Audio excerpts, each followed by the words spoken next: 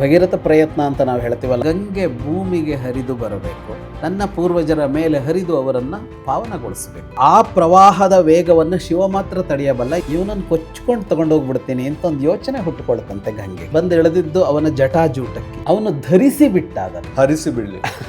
ಜನ್ನು ಮಹರ್ಷಿ ತಪಸ್ ಮಾಡ್ತಾ ಇದ್ರು, ಕುಚ್ಚಿಕೊಂಡು ಹೋಗುತ್ತೇನೆ ಅಂತ ಹೊರಟ್ಲು. ಇಡೀ ಗಂಗೆಯ ಪ್ರವಾಹವನ್ನ ಕಿವಿಯೊಳಗೆ ತೂರಿಸ್ಕೊಂಡ್ಬಿಟ್ರಂತೆ. ಭಗೀರಥ ಹಿಂದೆ ತಿರುಗಿ ನೋಡ್ತಾನೆ, ಗಂಗೆ ಇಲ್ಲ.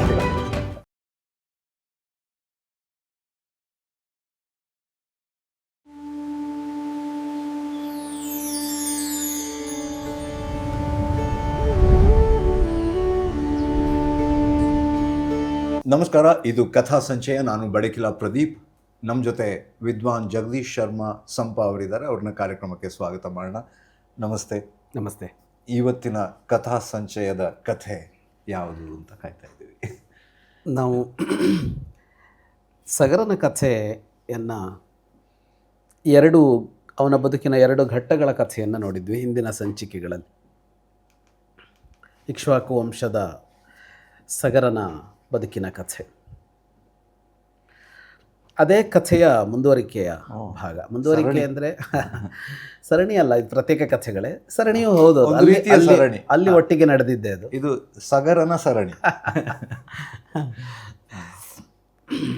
ನಮಗೆ ಕಥೆಯಾಗಿ ಅಂತಂದಾಗ ಇದು 3 ಪ್ರತ್ಯೇಕ ಕಥೆಯಾಗಿ ಹೋದ. ಖಂಡಿತ, ಹೌದು ಹೌದು.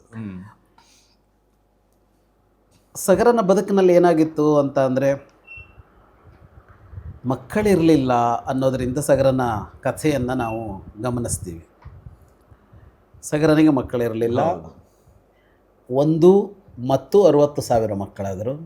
ಫಸ್ಟ್ ಇದರಲ್ಲಿ ಮೊದಲ ಮಗ ಹೋದ. ಎರಡನೇದರಲ್ಲಿ ಉಳಿದ 60,000 ಜನ ತೀರ್ಕೊಂಡ್ರು. ಈಗ ಮತ್ತೆ ಸಗರನಿಗೆ ಮಕ್ಕಳಿಲ್ಲ ಅಂತ. ಹೌದು. ಆದರೆ ಒಬ್ಬ ಮೊಮ್ಮಗ ಇದ್ದ, ಅಂಶುಮಂತ. ಅದರಲ್ಲಿ ಏನಾಗಿತ್ತು ಅಂತ ಅಂದರೆ, ಸಗರನ ಕಥೆಯನ್ನು ಮೊದಲು ಹೇಳುವಾಗ ಮಕ್ಕಳಿರಲಿಲ್ಲ, ಅನುಗ್ರಹಿಸಿದರು, 60,000 ಮಕ್ಕಳು ಮತ್ತು ಒಬ್ಬ ಮಗ ಹುಟ್ಟುತ್ತಾನೆ ಅಂತಂದಾಗ ಇನ್ನು ಸಗರನ ಬದುಕಿನಲ್ಲಿ ಒಳ್ಳೆಯದಾಯಿತು ಅಂತ ಅನಿಸುತ್ತೆ. ಆದರೆ ಆಯಿತಾ ಅಂದರೆ ಆಗಲಿಲ್ಲ ಅನ್ನೋದು ಕಾಣಿಸುತ್ತೆ ಅಂತ. ಹಾಗಾಗಿ ನಾನು ಆ ಕಥೆಯನ್ನು ಹೇಳುವಾಗ ಹೇಳಿದ್ದೆ, ಮಕ್ಕಳಿಲ್ಲ ಅಂತಂದಾಗ ಮಕ್ಕಳಿಲ್ಲ ಅಂತ ಮಾತ್ರ ಚಿಂತೆ ಅಂತ. ಮಕ್ಕಳಿಲ್ಲ ಅಂತಂದಾಗ ಮಕ್ಕಳಿಲ್ಲ ಅಂತ ಮಾತ್ರ ಚಿಂತೆ. ಮಕ್ಕಳಾದ ಮೇಲೆ ಇನ್ನೆಷ್ಟು ಚಿಂತೆ ಇರುತ್ತೋ ಗೊತ್ತಿಲ್ಲ ಅಂತ. ಅದೇ ಆಯಿತು ಅವನಿಗೆ. ಈಗ ಮಕ್ಕಳಿಲ್ಲ, ಆದರೆ ಮಕ್ಕಳಿಲ್ಲ ಅನ್ನೋ ಕೊರಗು ಮಾತ್ರ ಅಲ್ಲ, ಒಬ್ಬ ರಾಜ್ಯಭ್ರಷ್ಟ. ಇನ್ನು 60,000 ಜನ ಸತ್ತಿದ್ದಾರೆ, ಆದರೆ ಅವರ ಉತ್ತಮ ಗತಿ ಇಲ್ಲ. ಅವರಿಗೆ ಉತ್ತಮ ಗತಿ ಸಿಗಬೇಕು ಅಂದರೆ ಏನಾಗಬೇಕು ಅಂತ ಅಂದರೆ, ಗಂಗೆ ಹರಿದು ಬರಬೇಕು. ಗಂಗೆಯಲ್ಲಿ ಭೂಮಿಗೆ ಬರೋದು ಇಲ್ಲಿ ಇಲ್ಲವೇ ಇಲ್ಲ ಅದು ಅಂತ. ಇಲ್ಲಿ ಇರುವ ಯಾವುದೋ ಒಂದು ವಸ್ತುವಿನಿಂದ ಚಿಕಿತ್ಸೆ ಸಾಧ್ಯ ಆಗುತ್ತೆ, ಪರಿಹಾರ ಸಾಧ್ಯ ಆಗುತ್ತೆ ಅಂದರೆ ಮಾಡ್ಬೋದು. ಇಲ್ಲಿ ಇಲ್ಲದ ಒಂದು ವಸ್ತುವನ್ನು ತಂದು ಪರಿಹಾರ ಮಾಡಬೇಕು ಅಂತಂದರೆ ಯೋಚನೆ ಮಾಡ್ಬೋದು, ಅಷ್ಟೇ ಬಿಟ್ಟರೆ ಕೆಲಸ ಮಾಡೋಕ್ಕಾಗಲ್ಲ ಅಂತ. ಸಗರ ಒಂದಿಷ್ಟು ಕಾಲ ಆಳಿದ ಮೇಲೆ ಅವನು ಅಂಶುಮಂತನಿಗೆ ಪಟ್ಟ ಕಟ್ಟಿದ. ಅಂಶುಮಂತನಿಗೆ ಪಟ್ಟ ಕಟ್ಟಿ ಅವನೇನು ಮಾಡ್ದ ಅಂದರೆ ತಪಸ್ಸು ಮಾಡ್ದ. ಅಂದರೆ ದೇವ ನದಿ ಗಂಗೆ ಭೂಮಿಗೆ ಹರಿದು ಬರಬೇಕು ಅಂತ ತಪಸ್ಸು ಮಾಡ್ದ. ವಯಸ್ಸಾಯಿತು, ತಪಸ್ಸು ಫಲಿಸಲಿಲ್ಲ, ಮುಗೀತು. ಅಂಶುಮಂತ ರಾಜ್ಯಭಾರ ಮಾಡ್ತಾ ಇದ್ದ. ಸ್ವತಃ ಕಣ್ಣಾರೆ ಕಂಡವನು ಅವನು ಚಿಕ್ಕಪ್ಪಂದಿರ ಪರಿಸ್ಥಿತಿ ಏನಾಗಿದೆ ಅಂತ. ಪ್ರಜಾ ಸೇವೆಯನ್ನು ಚೆನ್ನಾಗೇ ಮಾಡ್ದ, ರಾಜ್ಯಭಾರ ಮಾಡ್ದ, ಎಲ್ಲವುದೂ ಆಯಿತು. ಆದರೆ ಅವನಿಗೂ ಏನು ಮಾಡೋದಕ್ಕೂ ಆಗಲಿಲ್ಲ. ಅವನೇನು ಮಾಡ್ದ ಅಂದರೆ, ಅವನಿಗೆ ದಿಲೀಪ ಅಂತ ಮಗ ಹುಟ್ಟಿದ. ದಿಲೀಪ ಪಟ್ಟಾಭಿಷೇಕಕ್ಕೆ ಯೋಗ್ಯವಾದ ವಯಸ್ಸು ಬಂದಾಗ ಅವನಿಗೆ ಪಟ್ಟ ಕಟ್ಟಿ ಇವನು ತಪಸ್ಸು ಮಾಡ್ದ. ಮತ್ತು ಒಂದೇ ಕಾರಣಕ್ಕೆ ಸಗರನ ತಪಸ್ಸಿನ ಜೊತೆಗೆ ಅಂಶುಮಂತನ ತಪಸ್ಸು ಸೇರಿಕೊಳ್ತು. ಹಾಗಂತ ಫಲ ಸಿಗಲಿಲ್ಲ. ಅವನ ಕಾಲವೂ ಮುಗೀತು. ದಿಲೀಪ ಸುದೀರ್ಘ ಕಾಲ ರಾಜ್ಯಭಾರ ಮಾಡ್ದ. ದಿಲೀಪನಿಗೂ ಈ ವಿಷಯದಲ್ಲಿ ಏನು ಮಾಡೋದಕ್ಕೂ ಆಗಲಿಲ್ಲ. ಕತೆ ಗೊತ್ತಿತ್ತು, ಮನೆಯಲ್ಲಿ ಹೀಗಾಗಿದೆ ಅಂತ ಗೊತ್ತಿದೆ, ಅದನ್ನು ಸರಿಪಡಿಸ್ಬೇಕಾಗತ್ತೆ. ಅಂದರೆ ಪೂರ್ವ ಪಿತೃಗಳಿಗೆ ಸಮಸ್ಯೆ ಆಗಿದೆ ಅಂದರೆ ಅದನ್ನು ಸರಿಪಡಿಸಬೇಕಾದ ಕರ್ತವ್ಯ ಮುಂದಿನವರಿಗೆ ಬರುತ್ತೆ. ಮುಂದಿನವರಿಗೆ ಬರುತ್ತೆ. ಅವರನ್ನು ಉದ್ಧರಿಸುವ ಅಂತ, ಮಕ್ಕಳನ್ನು ಉದ್ಧರಿಸುವವರು ಹಿರಿಯರು ಅಂತ ಇದ್ದಾಗ ಹಿರಿಯರನ್ನು ಉದ್ಧರಿಸುವವರು ಅಂದ್ರೆ ಮಕ್ಕಳಾಗ ಸದ್ಗತಿ ಅಂತ ನಾವು ಅದಕ್ಕೆ ಅದೇ ಸದ್ಗತಿ ಸಿಗುವಂತೆ ಮಾಡಬೇಕಾಗತ್ತೆ. ಅದಕ್ಕಾಗಿ ಅವನು ಸಾಕಷ್ಟು ಯೋಚನೆ ಚಿಂತನೆ ಏನು ಮಾಡಬಹುದು ಅನ್ನೋದರಲ್ಲೇ ದಿಲೀಪನ ಕಾಲವೂ ಕಳೀತು.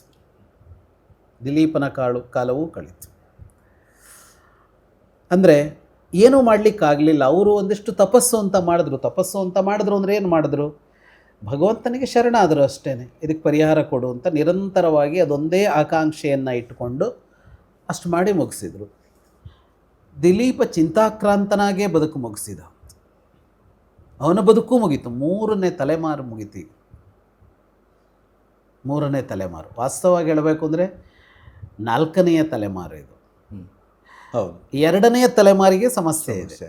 ಹಾಗಾಗಿ 1ನೆಯ ತಲೆಮಾರಿನಲ್ಲೂ ಪ್ರಯತ್ನ ನಡೆದಿದೆ, 3ನೆಯ ತಲೆಮಾರಂದು ಪ್ರಯತ್ನ ನಡೆದಿದೆ, 4ನೆಯ ತಲೆಮಾರಿನಲ್ಲೂ ಅದರ ಕುರಿತು ಚಿಂತನ ಮಂಥನ ನೋವು ಎಲ್ಲವೂ ನಡೆಯಿತು. ಆದರೆ ಅವನ ಕಾಲ ಮುಗಿಯುವಾಗ ಅವನ ಮಗ ರಾಜನಾಗಿದ್ದ. ಅವನೇ ಭಗೀರಥ, ದಿಲೀಪನ ಮಗ ಭಗೀರಥ. ಈ ಭಗೀರಥ ಮಾತ್ರ ಅವರಂತೆ ರಾಜ್ಯಭಾರ ಮುಗಿಸಿ ತಪಸ್ಸು ಅಂತ ಕಾಯಲಿಲ್ಲ. ಪಟ್ಟಕ್ಕೆ ಬರ್ತಾ ಇದ್ದವನೇ ರಾಜ್ಯವನ್ನು ಮಂತ್ರಿಗಳ ನೇತೃತ್ವದಲ್ಲಿ ವ್ಯವಸ್ಥಿತವಾಗಿ ನಡೆಯೋದಕ್ಕೆ ಏನು ಬೇಕೋ ಅದನ್ನು ಮಾಡಿ ತಪಸ್ಸು ಮಾಡೋದಕ್ಕೆ ಅಂತ ಬಂದ. ಎಲ್ಲ ಕಥೆಗಳಲ್ಲಿ ತಪಸ್ಸಿಗೆ ಹೋದ ಅಂತ ಹೇಳ್ತೀವಲ್ಲ, ಭಗೀರಥನ ವಿಷಯಕ್ಕೆ ತಪಸ್ಸಿಗೆ ಬಂದ ಅಂತ ಹೇಳಬೇಕು ನಾವು. ಯಾಕೆಂದ್ರೆ ಅವನು ಬಂದು ತಪಸ್ಸು ಮಾಡಿದ ಕರ್ನಾಟಕದಲ್ಲಿ. ಓಹೋ, ಅವನು ಗೋಕರ್ಣದಲ್ಲಿ ತಪಸ್ಸು ಮಾಡಿದ. ಅಯೋಧ್ಯೆಯಿಂದ ಗೋಕರ್ಣಕ್ಕೆ ಬಂದು ತಪಸ್ಸು ಮಾಡಿದ್ದ ಭಗೀರಥ. ಇಂಟ್ರೆಸ್ಟಿಂಗ್. ಹಾಗಾಗಿ ಇಲ್ಲಿಂದ ಅಯೋಧ್ಯೆ ದೊಡ್ಡದು ಅಂತ ಹೋಗ್ತೀವಿ, ಅಯೋಧ್ಯೆ ದೊಡ್ಡದೇ. ಹೌದು, ಆದರೆ ನಮ್ಮೂರು ದೊಡ್ಡದು ಅಂತ ಗೊತ್ತಿರಬೇಕು. ಯಾಕೆ ಅಂದರೆ ಅಯೋಧ್ಯೆಯ ಅರಸು ಇಂಥ ಸಮಸ್ಯೆಯ ಪರಿಹಾರಕ್ಕಾಗಿ ಬಂದಿದ್ದು ನಮ್ಮ ಕರ್ನಾಟಕಕ್ಕೆ, ನಮ್ಮ ಗೋಕರ್ಣಕ್ಕೆ. ಮತ್ತು ಅವನಿಗೆ ಫಲ ಸಿಕ್ಕಿದ್ದು ಇಲ್ಲಿಯೇ, ನಮ್ಮ ಗೋಕರ್ಣದಲ್ಲಿಯೇ. ಹರಿದಿದ್ದು ಅಲ್ಲಿ. ಗೋಕರ್ಣದಲ್ಲಿ ನಡೆದ ತಪಸ್ಸಿನಿಂದಾಗಿ ಗಂಗೆ ಸಿಕ್ಕಳು ನಮಗೆ ಅಂತ. ಗಂಗೆ ಇಲ್ಲಿ ಹರಿತಾ ಇಲ್ಲ ದಕ್ಷಿಣದಲ್ಲಿ, ಗಂಗೆ ಉತ್ತರದಲ್ಲಿ ಹರಿತಾ ಇದ್ದಾಳೆ.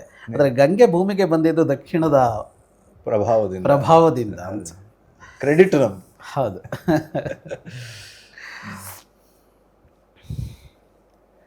ಗೋಕರ್ಣದಲ್ಲಿ ತಪಸ್ಸು ಮಾಡದ, ಸುದೀರ್ಘ ಕಾಲ ತಪಸ್ಸು. ಮತ್ತು ಈ ತಪಸ್ಸು ಅನ್ನೋದು ಫಲ ಕೊಡುವವರೆಗೂ ನಿಲ್ಲಿಸೋದಿಲ್ಲ ಅನ್ನುವ ತಪಸ್ಸು. ಈ ತಪಸ್ಸು ಅನ್ನೋದು ಹಲವು ಥರದಲ್ಲಿರುತ್ತೆ. ಈಗ ನಾವು ಜಪ ತಪ ಅಂತ ಸೇರಿಸ್ತೀವಲ್ಲ, ಜಪ ತಪ ಅಂತ ಒಟ್ಟಿಗೆ ಮಾಡ್ತೀವಲ್ಲ. ತಪಸ್ಸಿನಲ್ಲಿರೋದು ಜಪವೇ. ಮತ್ತು ಜಪ ತಪ 2 ಯಾಕೆ ಬರುತ್ತೆ ಅಂತ ಅಂದರೆ, ಜಪವೇ ತಪಸ್ಸಿನಲ್ಲೂ ಮಾಡೋದು, ಜಪ ಮಾಡುವಾಗಲೂ ಜಪವನ್ನೇ ಮಾಡೋದು. ಆದರೆ ಜಪವೊಂದು ತಪಸ್ಸಾಗುವಾಗ ಅದರಲ್ಲಿ ನಿರಂತರತೆ ಬೇಕು, ಅದರಲ್ಲಿ ಈ ತೀಕ್ಷ್ಣತೆ ಬೇಕು, ಅದರಲ್ಲಿ ಉಗ್ರತೆ ಬೇಕು, ಅದರಲ್ಲಿ ಅವಿಚಲತೆ ಇರಬೇಕು. ಎಲ್ಲ ಬಿಟ್ಟು ಅದೊಂದನ್ನೇ ಮಾಡಬೇಕು, ಆವಾಗ ತಪಸ್ಸು. ನಾವು ಎಲ್ಲ ಇಟ್ಟುಕೊಂಡು ಜಪ ಮಾಡ್ತಾ ಇರ್ತೀವಿ, ಅದಕ್ಕೂ ಒಂದು ಸ್ವಲ್ಪ ಟೈಮ್. ಅದು ಬರೀ ಜಪ 24 ಗಂಟೆಲಿ ಒಂದು 10 ನಿಮಿಷ ಪುರ್ಸೊತ್ತಾದರೆ, ಅದು ಅವತ್ತು ಸಾಧ್ಯ ಇದ್ದರೆ, ಅವತ್ತು ಪುರ್ಸೊತ್ತಾದರೆ. ಅದು ಇದು ಬೆಳ್ಳಗೆ ಇರೋದೆಲ್ಲ ಹಾಲಲ್ಲ ಅನ್ನುವಾಗೆ, ಹಾಲೆಲ್ಲ ಬೆಳ್ಳಗೆ ಇರುತ್ತೆ ಹಂಗೆ.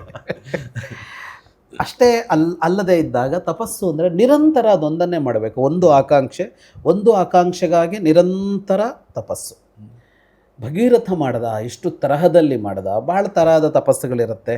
ನಾವು ಹಿಂದಿನ ಕಥೆಗಳೆಲ್ಲ ನಾವು ನೋಡಿದ್ವಿ ಅದನ್ನು. ತುಲಾಧಾರನ ಕಥೆ ಹೇಳುವಾಗ ಗಮನಿಸಿದ್ವಿ ಅದು. ಇವನು ಎಷ್ಟು ಕಠಿಣ ತಪಸ್ಸಂದರೆ, ಮೊದಲ ಆಹಾರದೊಂದಿಗೆ ತಪಸ್ಸಿರುತ್ತೆ, ಆಮೇಲೆ ನಿಧಾನವಾಗಿ ಆಹಾರ ಕಡಿಮೆ ಮಾಡ್ತಾರೆ, ದಿನಕ್ಕೊಂದು ಊಟ ಹೀಗೇನೋ ಮಾಡ್ತಾರೆ, ಆಮೇಲೆ ವಾರಕ್ಕೊಂದು ಊಟ ಈ ಥರ ಬರುತ್ತೆ, ಆಮೇಲೆ ಆಹಾರವನ್ನೇ ನಿಲ್ಲಿಸ್ತಾರೆ, ಬರೀ ನೀರು ಕುಡಿತಾ ಇರ್ತಾರೆ, ಆಮೇಲೆ ನೀರೂ ಕುಡಿಯೋಲ್ಲ.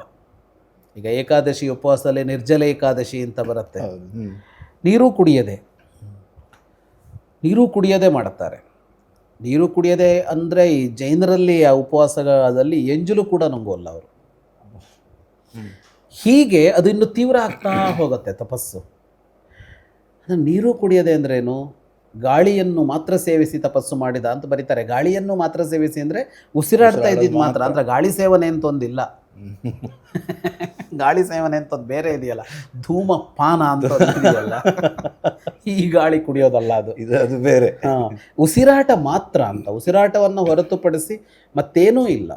ಬರೀ ಅಷ್ಟೇ ತಪಸ್ಸಲ್ಲ, ಅಂದರೆ ಬರೀ ಅಷ್ಟೇ ಅಲ್ಲ, ಕುಳಿತುಕೊಂಡು ಮಾಡೋದು, ನೆಟ್ಟು ಕುಳಿತುಕೊಂಡು ಮಾಡೋದೇ ಕಷ್ಟ.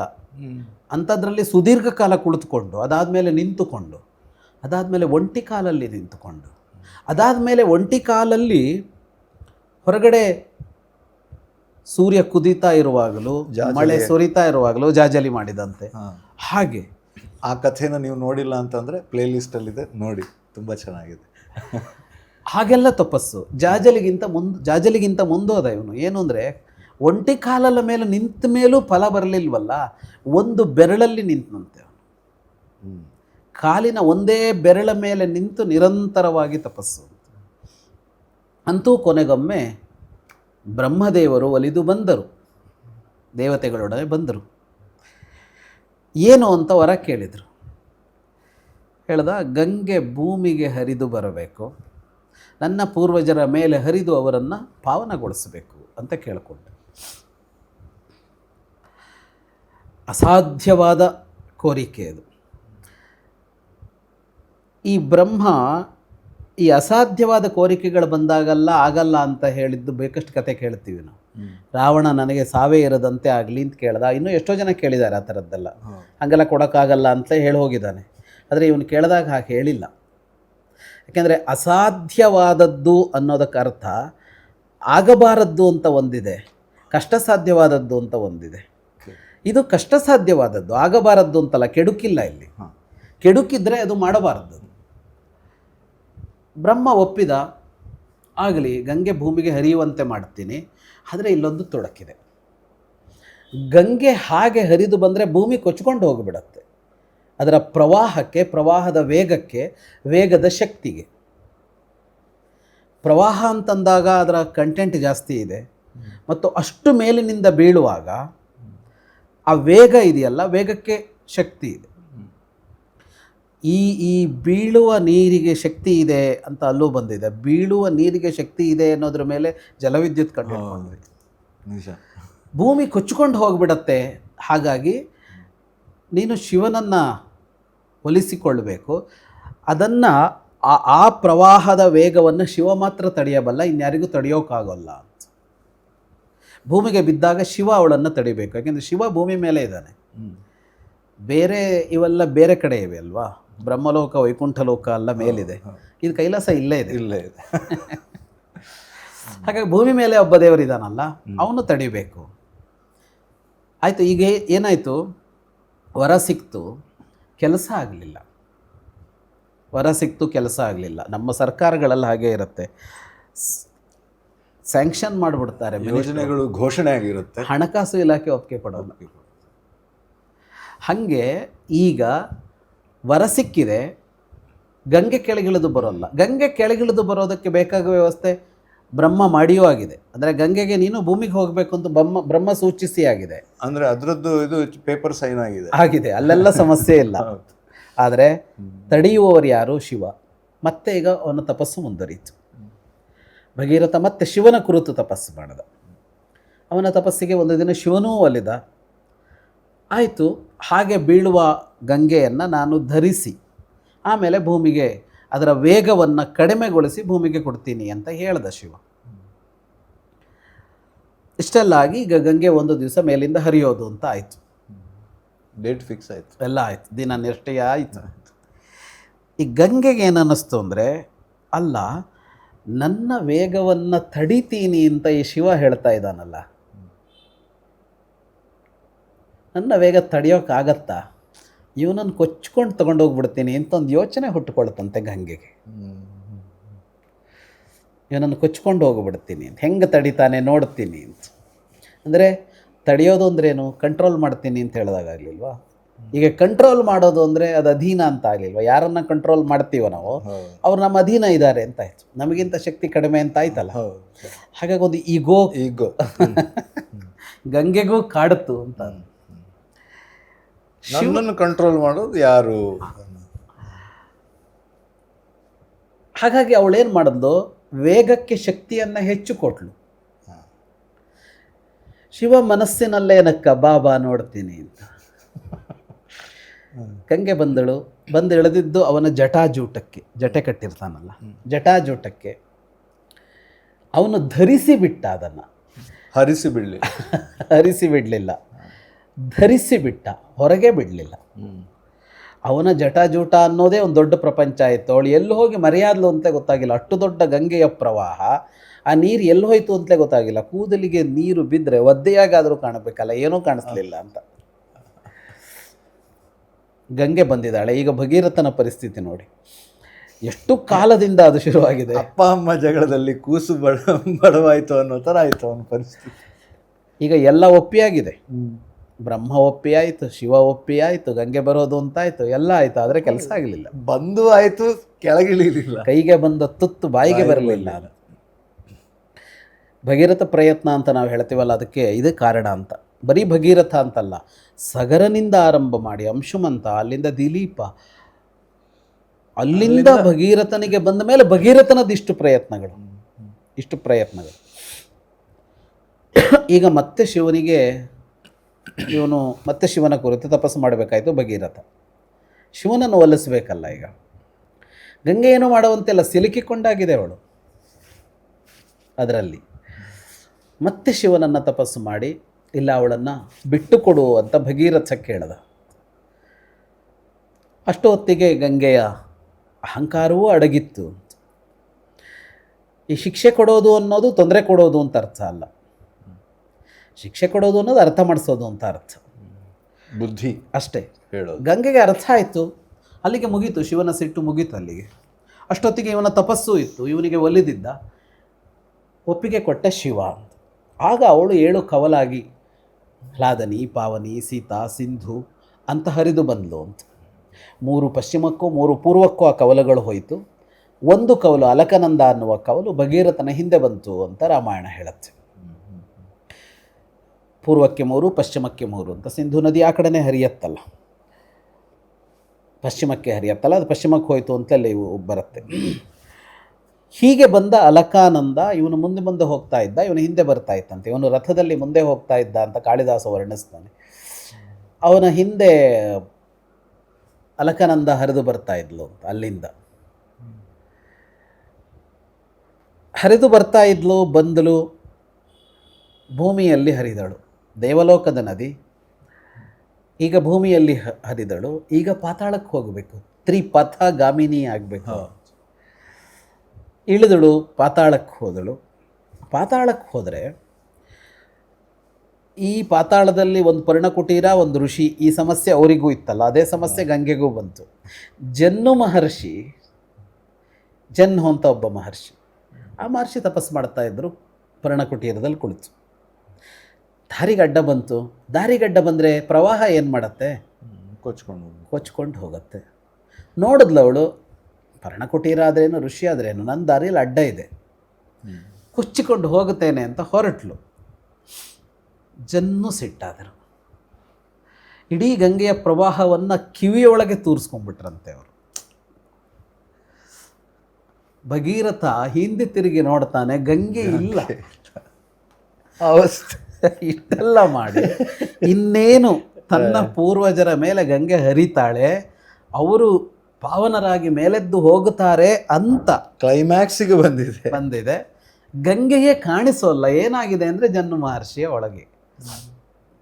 ಈಗ ಮತ್ತೆ ಜನ್ನು ಮಹರ್ಷಿಯ ಕಾಲಿಡ್ಕೋಬೇಕು, ದಮ್ಮಯ್ಯ ಅವಳನ್ನು ಬಿಡಿ ಅಂತ. ಇವ್ರದ್ದು ಮುಗಿತಾ ಇಲ್ಲ ಅಂದರೆ ಯಾರ್ಯಾರದ್ದೋ ಸಮಸ್ಯೆ ಈ ಭಗೀರಥ ಅನ್ನೋನು ಅನುಭವಿಸಿದ ಅಂತ, ಅದು ಅವರ ಅವಿವೇಕ. ಕುದುರೆ ಕದ್ದವ ಇಂದ್ರ, ಅಶ್ವಮೇಧದ ಸಂಕಲ್ಪ ಸಗರನದ್ದು, ಹೇಗೋ ಅಗದು ಹಾಳು ಮಾಡಿ ಕಪಿಲರ ಹತ್ರ ಶಾಪ ತಗೊಂಡವರು ಅವರು 60,000 ಜನ. ಇವನ ಬದುಕನ್ನು ಬಿಟ್ಟು, ರಾಜ್ಯವನ್ನು ಬಿಟ್ಟು ಬಂದು ತಪಸ್ಸು ಮಾಡಿ ಅವಳನ್ನು ತರ್ತಾ ಇದ್ದಾನೆ. ಇಲ್ಲಿ ಮತ್ತೆ ಇನ್ನೇನು ಅವರವರ ಜಗಳದಲ್ಲಿ ಅಂತೂ ಜನ್ನುವೂ ಕರಗಿದರು. ಮತ್ತೆ ಅವಳು ಹೊರಗೆ ಬಂದು, ಹಾಗಾಗಿ ಅವಳಿಗೆ ಜಾಹ್ನವಿ ಅಂತ ಕರೆಯೋದು. ಜನ್ನುವಿನಿಂದ ಹುಟ್ಟಿದಳು, ಜನ್ನುವಿನ ಮಗಳಾದಳು ಅವಳು ಅಂತ. ಹಾಗೆ ಹರಿದು ಬಂದು ಒಂದು ಅಮೃತ ಕ್ಷಣದಲ್ಲಿ ಅವರ ಮೇಲೆ ಹರಿದಳು ಅವಳು. ಹರಿದ ಮೇಲೆ ಅವರು ಉದ್ಧಾರ ಆದರು ಅನ್ನುವ ಕಥೆ. ಈ ಭಗೀರಥ ಅನ್ನೋನು ನಮಗೆ ಇವತ್ತಿಗೂ ಭಗೀರಥ ಪ್ರಯತ್ನ ಅಂತ ಬಳಸ್ತೀವಿ. ಈ ನಿರಂತರ ಪ್ರಯತ್ನಕ್ಕೆ ಇವನು ನಿದರ್ಶನ ಆಗ್ತಾನೆ. ಆದರೆ ಗಮನಿಸಬೇಕಾದ ಅಂಶ ಯಾವುದು ಅಂತ ಅಂದರೆ, ಈ 60,000 ಜನ ಮತ್ತು ಭಗೀರಥ ಇಬ್ಬರನ್ನು ಒಟ್ಟಿಗೆ ಇಟ್ಕೋಬೇಕು. ಯಾಕೆಂದರೆ ಅವರನ್ನು ಉದ್ಧಾರ ಮಾಡೋದಕ್ಕೆ ಭಗೀರಥ ಬಂದಿದ್ದು. ಇಬ್ಬರೂ ನಿರಂತರ ಪ್ರಯತ್ನ ಮಾಡುವವರೇ. ಹೌದು. ಆ 60,000 ಜನಮೂ ಭಗೀರಥನು ಕೆಲಸ ಮುಗಿಯುವವರೆಗೆ ಕೆಲಸ ಮಾಡುವವರು. ಮೂಲ ಗುಣ ಒಂದೇ. ಎಲ್ಲಿವರೆಗೆ ಕೆಲಸ ಅಂದರೆ ಕೆಲಸ ಮುಗಿಯುವವರೆಗೆ ಕೆಲಸ. ಆದರೆ ಇವನದ್ದು ಅವಿವೇಕ ಇಲ್ಲ.